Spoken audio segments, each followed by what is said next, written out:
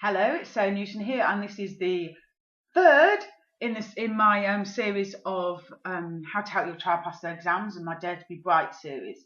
And in this video, I'm going to talk to you about what I think is probably one of the most important things, which is about learning how your child is going, what needs to study, so you can help them create the right environment for that. What I find is that most parents will assume that their child is only studying if their child is sat in a quiet room reading or writing, and that seems to be the idea that we have of studying. There's a few important things you need to know about your child before you can really support them in building the correct environment to help them study. The first thing is you need to know if they're a what I would call a nomadic learner or a stationary learner.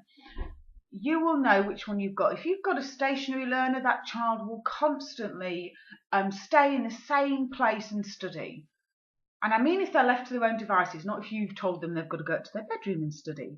A nomadic learner will move around depending on what mood they're in. One day they might be in their bedroom, then they might be in the family room, on the table, and then they could be in the kitchen. They'll just move around. When you know this, then you can start to work on that environment. If they're a stationary learner, you're going to have to create a really good study environment for them that's going to work in that place that they study. So for example, where they're going to keep their books, where they're going to keep their files, where they're going to keep their revision notes, etc. If they're a nomadic learner, then the best thing to do is to get like a box or a basket or something where they can put everything in that they need, so they can just pick it up and carry it around with them.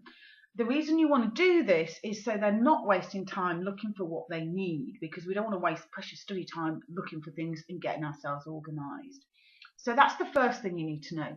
This next thing you need to know is what is their memory style. This isn't their learning style, but it's how they remember information, and it's vital that we know that, because let's face it, studying is remembering information. Now I've included a link near this video where you can get more information on this, because obviously in this video I can only talk to you briefly about it. What you need to know is there are 5 different memory styles. Two of them even, couldn't get my fingers right there, I taught quite well at school, the other 3 not so well. The first one is verbal memory. These are children that learn by reading. So this child was not going to have a real great difficulty at school, a real great difficulty in remembering information. They just remember by reading. The problem will come for this child if they're asked to make revision notes and hand in revision notes, because it's really not doing anything for them. These children will just sit down, they will read, and they will remember. The second one you've got is tonal memory. These are people that learn best by listening. So they need to somehow get the information that they're studying into something that they can listen to. So these children will do really well by talking into an iPod or a dictaphone and then playing that back to themselves, by talking out loud, by downloading bite-sized audios that they can listen to. So if they haven't got anything that they can record on, then you really need to get them something, because when you're high in tonal memory, you can listen to things while you're walking to school, while you're in the car, while you're doing all of this stuff, and it's really going to help them. The third one is design memory. These children learn by basically putting something in a design. Mind maps will work really, really well with this child, but not so well with any of the others. They tend to colour things up, so you'll tend to have a page of revision notes, and they'll have blue bubbles around them and pink bubbles around them, and they'll have used beautiful colours, and if it doesn't look right, they may have crossed out and started it again. They'll have coloured post-it notes and stationery. If you have a child that learns in design memory, you need to make sure that they've got the equipment that they need, like lots of different coloured pens. I remember once going into a child's bedroom who we'd figured out was design memory, and she'd dedicated one whole wall to revision, and it had beautiful pictures on it and beautiful mind maps and post-it notes, and it just looked like this beautiful sort of collage, but it was actually revision.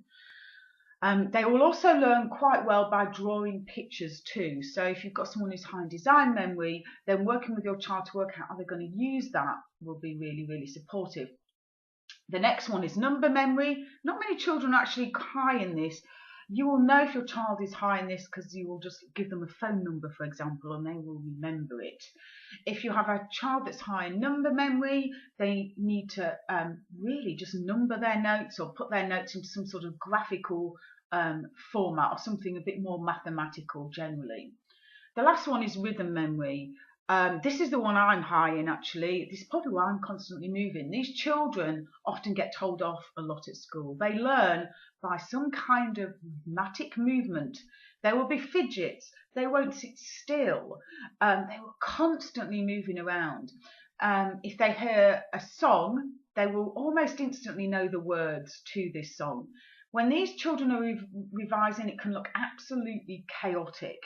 They will probably be moving around. They might have their iPod in playing music. They might have the TV on. They might also have the, something that they're watching on their computer. There'll be lots and lots of background noise, and it will look really chaotic. And if they are high in rhythm memory, this will work for them. Rhythm memory people tend to move around a lot. They will make up kind of songs, or how they do the revision notes will have this sort of pattern to it. So they might be learning something, it might have like a tune to it, like so they tend to want to talk a lot aloud. They tend to want to move a lot. You see, look at me now. See, I'm doing it. I can't help it. And they tend to quite often be helped and aided by music or something on in the background. So it's really, really important that you know which one of these your child is high in, so you can start to create the right environment for them and stop making them wrong for something that they're doing that may be really, really beneficial for them. So I've gone through a lot there with you. Like I say, I have included a link so you can find out more about that. But if there are any questions and you want to ask me a little bit more about each of these, then please do email me, sarah@sarah.newton.com. I look forward to hearing from you soon. Bye bye.